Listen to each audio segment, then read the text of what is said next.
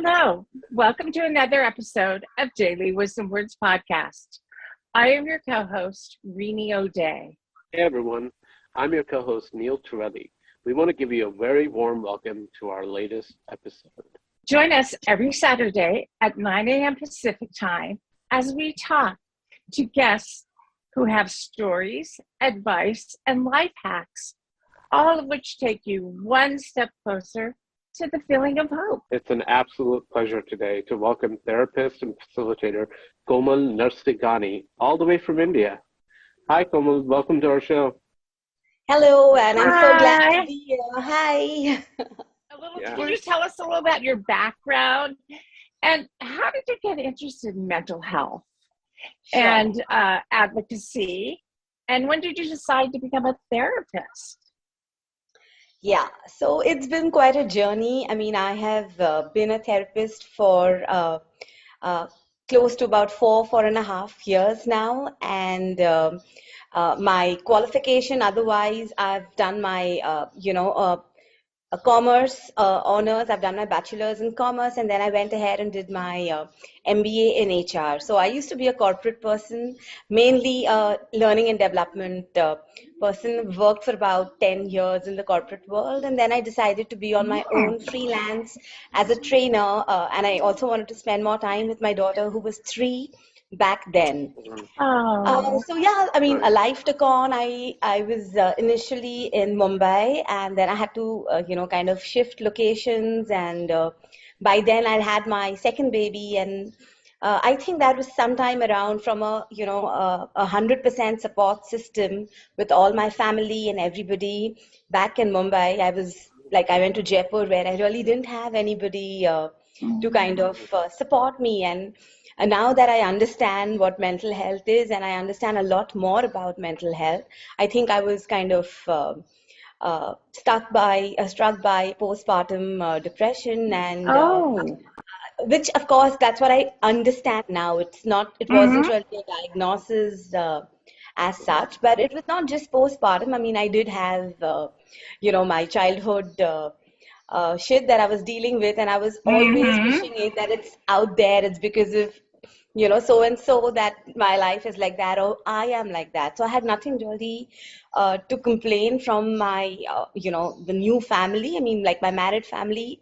But I think I had my own issues to deal with, which related to myself, and the trauma that we bring from our childhood. I mean, we all understand, inner child healing and those mother wounds and family wounds and all of that. So, but I didn't know any of this at that time. So, for the longest time, I was on a, blaming mode, and the more and more I blamed, the more and more it impacted me. So I remember one fine day, this friend of mine, a very close friend, called my husband, and she was like, don't just take her lightly. You've got to attend to her needs. It looks like she's slipping into clinical depression. And I think that's when it struck him that, oh my God, he just thought I was like one of those brooding wives who is not being able to be happy about anything. And for no fault of his, I mean, my husband's, touch wood, has had a pretty decent childhood, so he has no idea what all of this could feel like. I mean, you need to understand somebody else's journey only if you've gone through or walked through a similar path. But having said that, he kind of really supported me, so we decided to see a psychiatrist. And I was like, no, I can't. Am I that weak that I kind of need to depend on medication? And I canceled the appointment, and then somehow I kind of got into another practice. I don't know if you've heard of Art of Living. So Art of Living is Art of Living. So it's an organization which teaches you meditation and things like that. So I signed up for a program. It's called the Happiness Program. Yeah. And then I went through that program, and it was like a 7-day program. I learned certain breathing techniques. There were certain tools that helped me to kind of deal with my situation. And I think that was a life-changing experience, because for the first time, I wasn't looking out there. I was looking inside here. And, I said to myself that the past is what happened to me, But what I choose and how I choose to kind of respond to that is a choice that I have. And I think that conversation with myself was like the moment of truth and the moment of shift for me. And yeah, so I was a bit of a spiritual shopper and moved from one modality or belief to the other, because I think I was just constantly seeking myself and trying to understand myself better. And that's when I decided that I think it's time to, sign up for something professional, because my innermost belief and of course my husband's support was like I could be a therapist and I'd be a damn good therapist. So that's how I Oh, yeah. applied for a course. I And agree. I agree. Yeah, I do. yeah, Yeah. and so Your I Instagram is incredible. thank Yeah. you. Yeah, so that's how I went back to college after having my two kids, and I was almost nearing 40 at that time. But can So I ask you one thing real quick before Neil asks a question? Sorry, Neil. I do this to him all the time. Go ahead. What Go you ahead. said that you went from one belief to another. Could you tell us a little about that? Like, were sure, you? absolutely. So, say for example, when I did the happiness program, I practiced. So you learn a technique called Sudarshan Kriya, which is like a Mm, breathing technique. Okay, and you learn certain pranayams with that, which is again a breathing technique. So I mm, practiced all of that. I was a part of, the Art of Living organization, or a community. So it's more a faith-based community, and mm, uh, I kind of was a part of.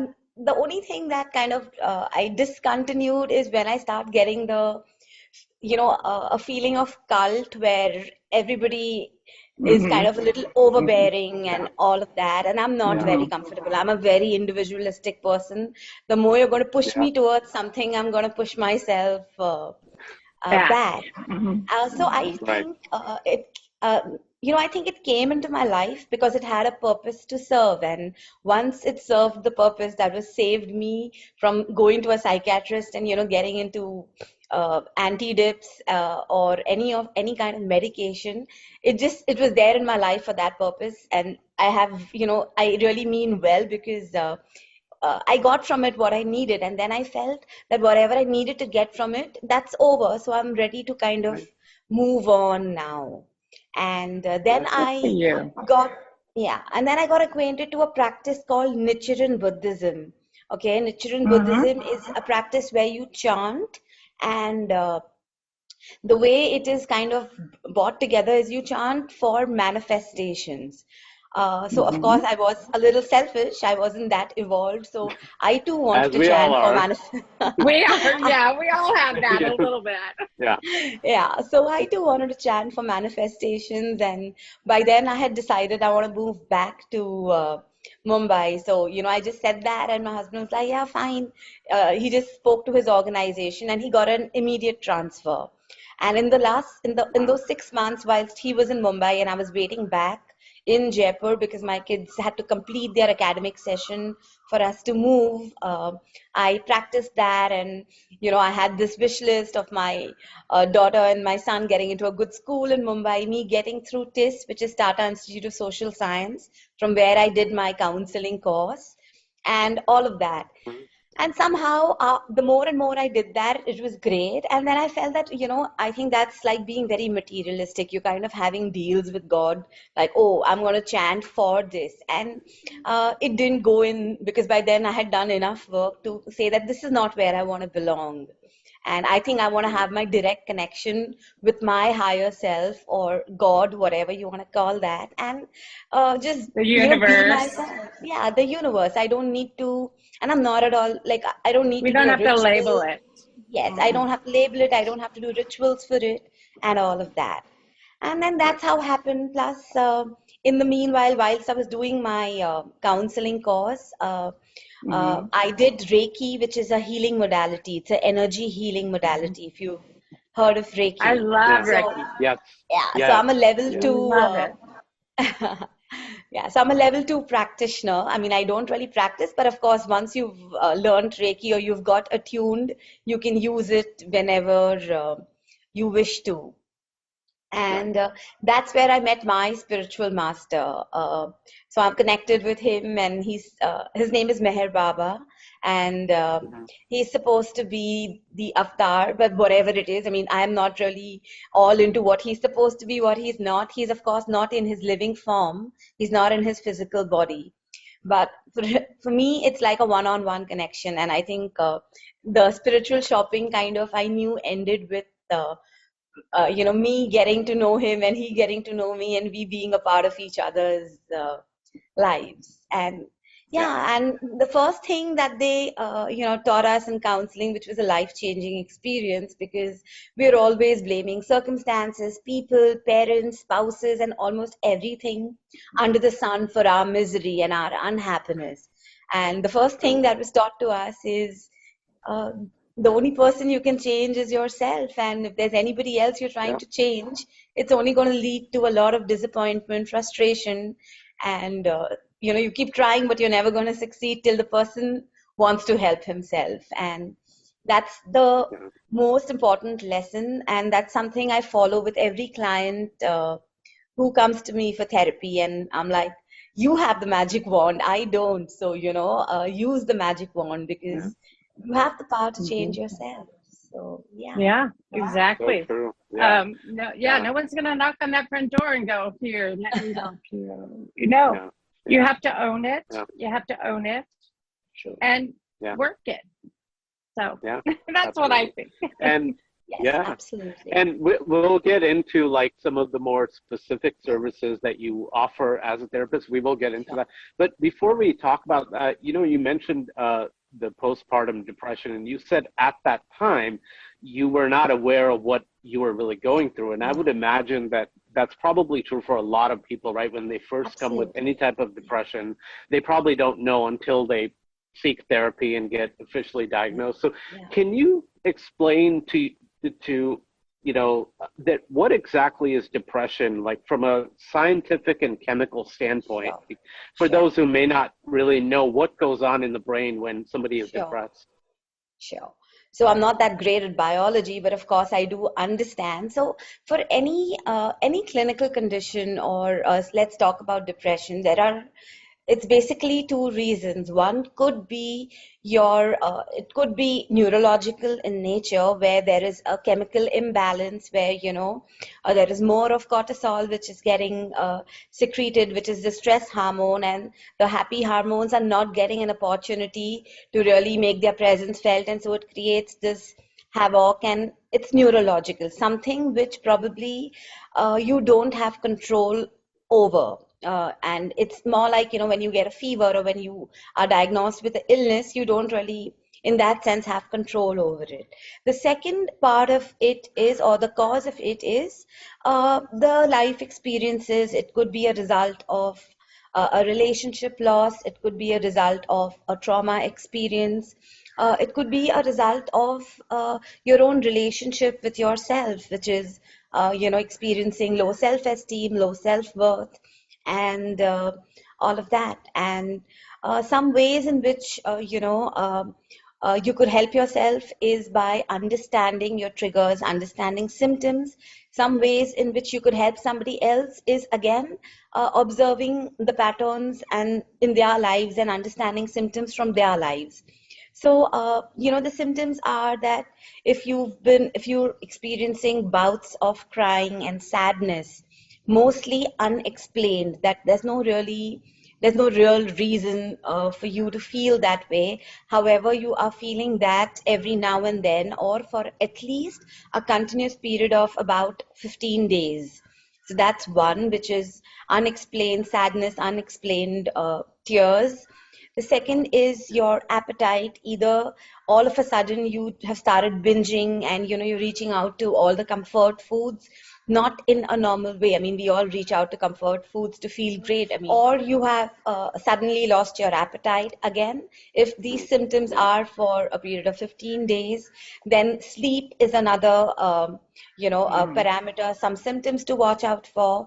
That escapism is like, how we have the fight and flight approach. So escapism or the flight approach is the easiest way to say, if I don't see it, it doesn't exist. So oversleeping, sleeping for long hours, even during the day, finding it difficult to get out of bed, or not being able to sleep, having a lot of thoughts, and all, the crying spells and the lack of sleep together, again, for a continuous period, at least a minimum of 15 days. Then comes your functionality, where you realize that simple things to kind of do your routine jobs, maybe like wake up in the morning and say, okay, now let me make myself a cup of tea, or let me brush my teeth or take a bath, or your routine jobs feel like an extremely challenging task to carry out. I mean, I remember this from my own experiences, that once everybody left the home for school and for work, because I wasn't really working, I wasn't doing much in my life. It just took me like 2-3 hours just to get up from the couch and say, okay, come on, you've got to do this, and all of that. So that's another symptom. And uh, social connections, where you suddenly feel you don't want to socialize anymore. You would rather isolate yourself than go out and be there, because once you're with even when you're with people, you kind of feel lonely, and that social interaction or going out there becomes a very unnerving feeling for you. So whoever's going to be listening to this, and if any of you experience this, we reach out to doctors all the time and say, oh, I've got a cold, I've got a fever. So mental health is as normal and as natural as our physical health. It's time for these conversations to be a part of your dinner table conversations, where it's not about, oh, have you done your homework, but it's more about, how are you feeling? How was your day, and how are you feeling? How often do we really do feeling check-ins with people? Or even if we do, the reflex to that is, oh, I'm fine. We're not used to telling people that I'm not fine.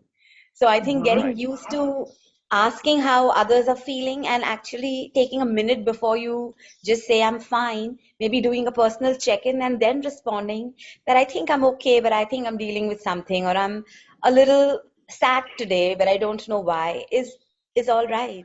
More people check in with your friends, your family. Because when Neil and I were offered this podcast, we wanted to talk mental health, because I don't know a person out there that couldn't use therapy. You know what I mean? Yeah, sometimes. Yeah. You mentioned like asking instead of, like before you ask about stuff like homework, or have you done this or done that, you ask about, people asking their loved ones, okay, how do you feel? Is there other tips that you can give the people who have loved ones or friends with depression, and how to approach them, in a manner that makes them feel safe? Yeah. I love that question.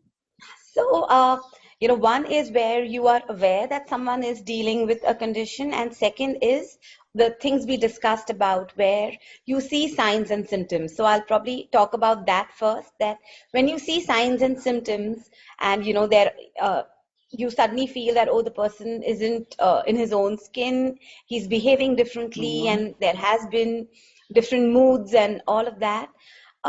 You probably reach out, whether it's a friend or a family member, and say, I notice this, I notice, or I have observed that, you've been feeling like this off late. What's going on? Would you like to talk about it?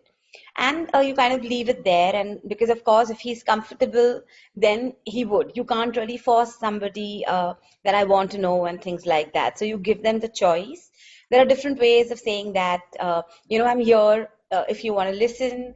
Let me know if you want to see someone. Maybe I could do some reference checks for you and give you some leads, and, you could call them, or if you want me to book an appointment, whatever. So, reaching out. Also, sometimes just educating them that this is something you can talk about. It's really all right to talk about it. And the more you talk about it, the better you'll feel, and all of that. Like the psychological first aid, the first thing somebody could really do when someone's willing to open up is just provide a listening ear, and that's about it. and totally refrain from advising, because if the person could, he would. The fact that he can't is because he's struggling. So, so that's the first part, when you see the symptoms and how do you approach someone. The second part is when someone is dealing with it, and he's okay to let people know that he's dealing with a condition, and he is experiencing depression. So something we also learned is we never label ourselves. So I cannot be depressed. I am not depressed. I am dealing with depression. The minute you say I am depressed, the depression is bigger than what you are, but that's not right, because you are bigger than the condition that you're suffering from. So it's also the terms that you use for yourself and the terms that you use for others, and be mindful about it, rather than saying he's depressed and he's anxious and he's schizophrenic and things like that. So none of us are any of that. We are dealing with that. So that's different. You separate yourself from the condition. I think with people who are dealing with that, again, just the fact that they know someone's out there is great for them, because they know that someone's there unconditionally. Sometimes, I guess, just offering that support, that, if you know that that person is supposed to follow a certain routine, and letting them know, do they need support in those reminders, or if you need to walk, say, for half an hour. Okay, I know how difficult it is for you to get out of bed and do this all by yourself, but I can help you to wake up. I can accompany you for that walk. Would you like that?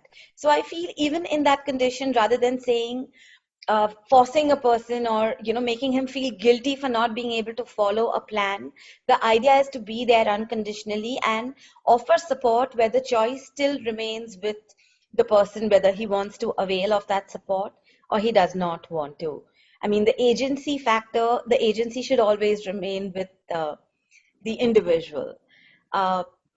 Respect the respect the dysfunctionality at that point, rather than making it feel so guilty. A lot of times when we expect things or people to be in a certain manner, we may not verbalize it, but we may really like look at the watch, or our expressions would say that, oh, lunchtime was 1, it's 3 o'clock, and you've not been able to complete that task, just to give an example. So I think just that understanding that if the person could have, he would, and supporting that, shall we look at a cook, just to ease off your pressure? Maybe you need some time to take care of your things, and once you feel better, you can definitely take care of your loved ones, and letting them know that they are worth the care, because for being a caretaker, the first is that you've got to feel all right yourself. You can't pour out of an empty cup, so you've got to have happiness within, or feel happiness within, in order to kind of make others happy. And that goes for almost everything.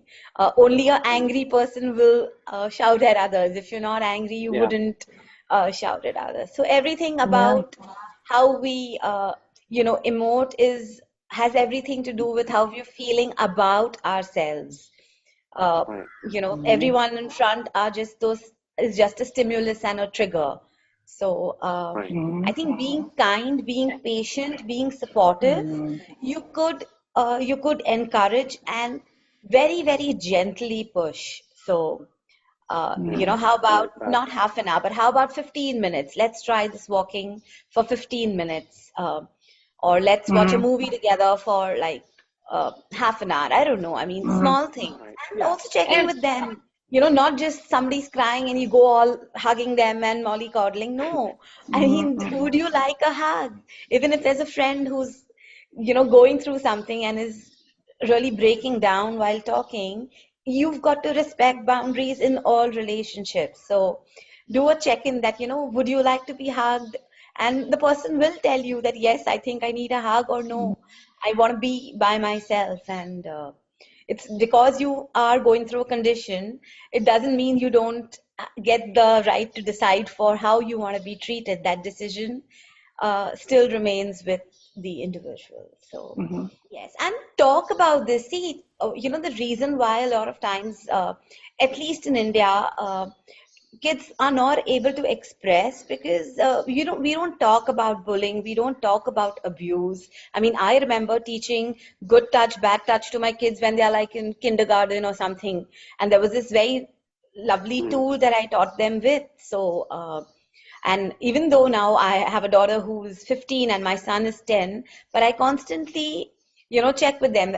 When I see that they're not feeling up to it, I check, do you want to talk about stuff? Is something all right? Is everything all right?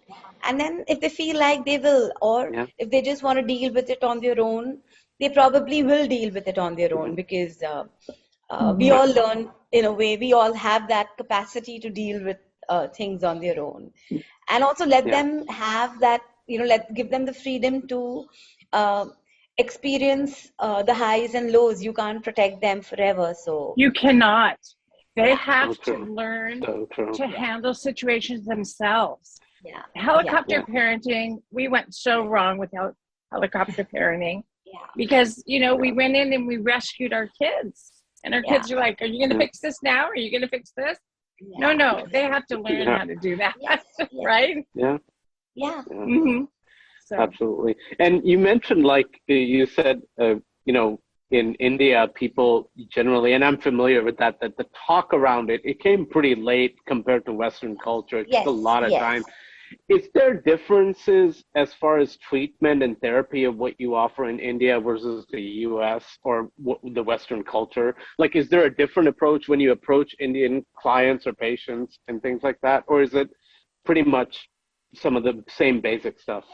So I think in terms of the environment that you create, which is a safe space, and the therapeutic interventions would be same. What would differ are the legalities that one deals with. So I'm not very sure whether therapy is covered in insurance yet, in your Mediclaim and things like that. So a lot of people find it extremely expensive. Okay, I mean, we're okay with like going out and eating a pizza for like $600, but they're not okay with spending like say 1,000, 1,500 on a therapy session. So it also comes from a mindset that, oh, what is this person doing? Eventually, he's just listening to me. So how can I pay someone that much for listening to me? So it's now gaining, at least the pandemic has really raised the bar and the awareness with respect to mental health. Now people talk about what is being anxious and depression, because a lot of them went through a condition because of either isolation, job losses, losing loved ones. A lot of that was happening. So I mean, licensing is another thing. I mean, I'm not a licensed therapist because I'm not really yet qualified, but because I undergo supervision, I know for a fact that, I am on the right path. So not a lot of people also undergo supervision. Now, supervision is very, very important, whether you're in a private practice or you are a part of, a counseling service organization where there are, a group of counselors out there. So you need to kind of do a check-in with someone who's more experienced, whether you're on the right track when it comes to your the tools that you're using with a therapist, with a client, or whatever the therapeutic intervention is, or sometimes dealing with your own issues. I mean, we all understand transference and counter transference, or we all that we could project our feelings onto our clients. And then there are parallel processes that go on, which is you could sometimes latch on to a story because it really reminds you of your story. So that's called a parallel process. And suddenly, you're not in the present moment because you've like gone into thinking and walking down that memory lane. So these are things that where a supervisor can really be a very useful source to help you to help yourself, and to make sure that at the end of the day, client care is not compromised under any circumstances. And of course, when people a lot of people, when they come for therapy, so there is a very small population who is really aware. like, aware of different therapeutic interventions, like say, whether it's, cognitive behavioral therapy or rational emotive behavioral therapy or whatever. I mean, there are mostly people don't know when they come to you for the first time. They're like, so tell me how long is it going to take, or I'm hoping that you can solve my problems or help me. And I just have to give them a reality check then and there that I can't solve your problems, because uh, it's not possible, but I can help you to help yourself, and that is what my role is. You mentioned like at the beginning of this interview, like how you learned some breathing techniques earlier on with Art of Living and all that. Is there anything like, whether it's breathing exercises or, to just quick tips and life hacks that people can do who are suffering from any mental health issues? Yes, absolutely. So, I mean, I do a lot of my own versions of different meditations. Even so, I also teach counseling psychology. I conduct this certificate course, which is a 20. I mean, I facilitate it. It's marketed by another organization. I have just designed it and I facilitate it. And I do, my own versions of meditation because of the spiritual shopping bit and the Reiki thing, and I really enjoy doing all of that. So, when I have to ask someone to start meditation, someone who's not used to it, the only thing that I would tell them is, just try and sit in one place with your spine straight, shut your eyes, and just focus on your natural breath. And if you have thoughts, let them just come and let them just go. Don't hold on to it. And if you feel you're too distracted, just take a few deep breaths so that you bring your attention back to the breath, and start with as little as, say, 3 minutes, 2 minutes, maximum 5 minutes to begin with. Then there is, like a breathing technique, which is called 4-2-2-8, and which is basically you breathe out 4 times. I mean, you breathe out through your nose to the count of 4. You inhale to the count of 2. You hold the inhaled breath to the count of 2 again, and then you exhale to the count of 8. And the whole idea of focusing on your breath or any breathing technique is basically connecting your mind and body. And every time that you catch yourself, irrespective of whether in a meditative state or a non-meditative state, every time you catch yourself where you're connected to your mind and body is a gift, because that's your precious moment. And we're either oscillating between the past and living in guilt, or worried about the future and being anxious all the time. It's very often that we experience being in the present. So these things really help. Another thing that I tell my clients and my students is, there's this interesting app. I mean, I know about this, but I'm sure there'll be more apps like this. It's called the Blip Blip app, okay, which is nothing but just a chime. So you can set like an interval of the chime, say 30 minutes, 45 minutes, and you associate, it's like your classical conditioning.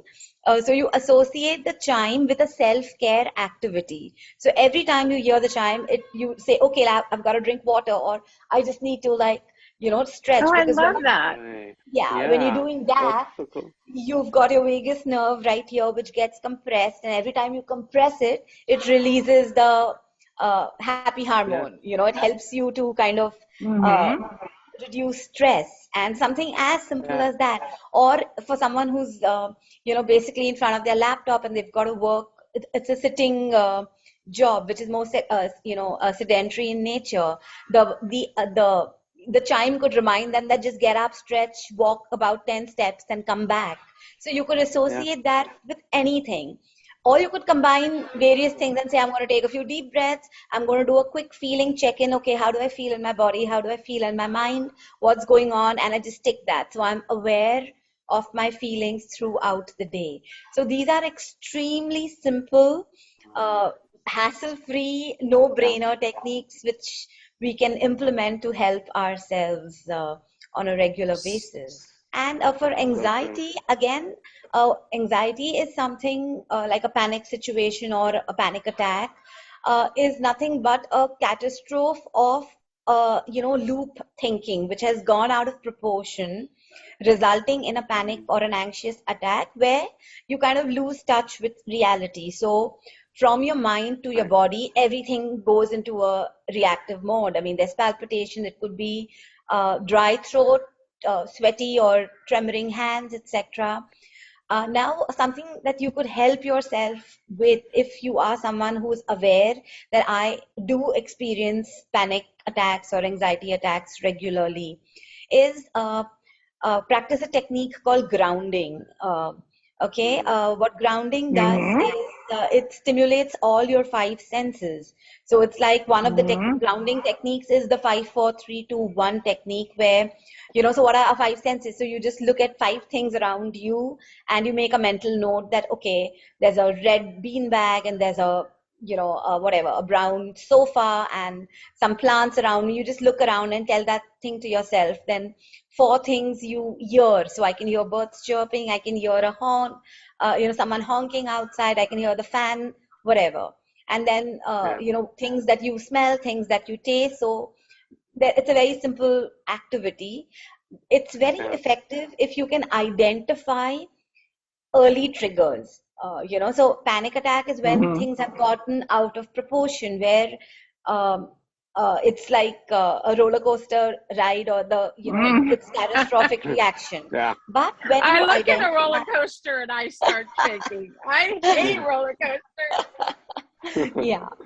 So when you can identify and be present to the early triggers, by practicing grounding, you can kind of come back because you're not in the future moment. You're back to the present moment. Anyone who's hit rock bottom and they're really, really at the, end of their ropes as far as any parting words for them, as of what we were talking about that hope and seeing that light at the end of the tunnel. Yeah. What would you say to them? So I think I just want them to know that you're not alone and help is very close to you. You just have to probably take that one little step and just knock, and a million doors can open for you. But you have been wonderful, and we cannot thank you enough for coming on. I'm so glad we finally got the time, right?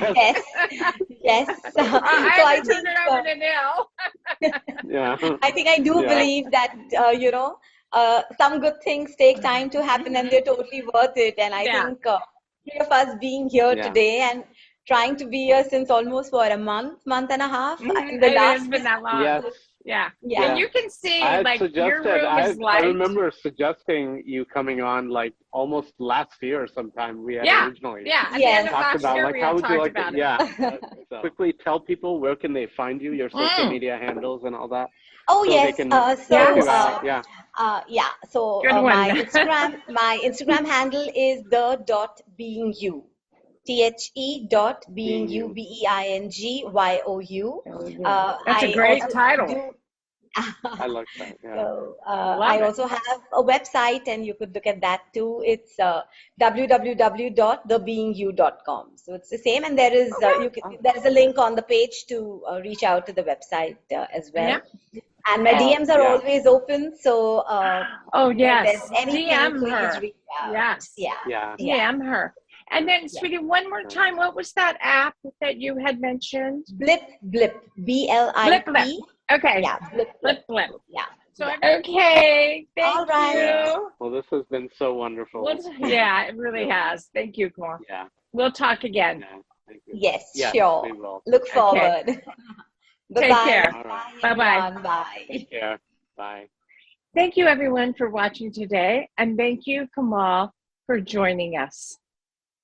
Be sure to follow us on Twitter, Instagram, and Facebook at all the links listed in the description. And don't forget to hit like on this video and subscribe to this channel so you never miss an episode.